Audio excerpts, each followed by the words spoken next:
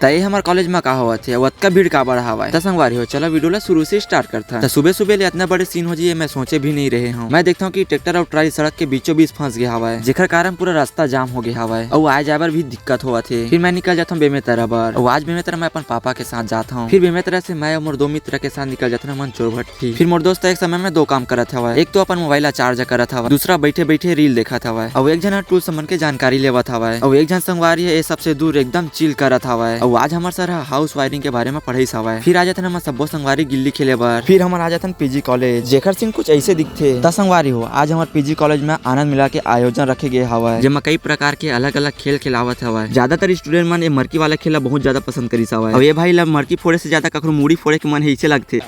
और मरकी फोड़े वाले खेल में हमारे प्रिंसिपल में भी पार्टिसिपेट लेते। खेल के साथ साथ यहाँ के स्टूडेंट मन खाना पीना के भी सेल करत हवा है, जमा अलग अलग प्रकार के चीज रखे हवा है। फिर हमारे छत्तीसगढ़ी में फेमस खाना फराला टेस्ट करके देखता जेहा बहुत ही अच्छा लगते और सबसे ज्यादा मोला ए स्टूडेंट मन के प्रस्तुति अच्छा लगती, जिनमें हमारे छत्तीसगढ़ के हर चीज ला दिखाए बार प्रयास करे हवा है। संगवारी हो वीडियो यही में होते समाप्त और वीडियो थोड़ा से भी अच्छा लगे हुई तक लाइक और कमेंट करे पर झन भुला हो। मिलता है अगला वीडियो में।